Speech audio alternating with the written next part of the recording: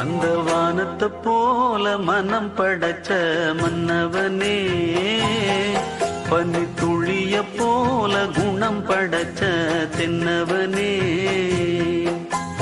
மஞ்சளிலே ஒரு நூல் எடுத்து விண்ணுக்கும் மண்ணுக்கும் சம்பந்தம் உண்டுன்னு சொன்னது யாரு? அது மன்னவன் பேரு. நெஞ்சம் என்னும் கூடு அதில் நெருப்பு வைத்ததாறு? துன்பம் வந்த போதும் அதை துடைப்பதிங்கு யாரு? கலங்கும் போது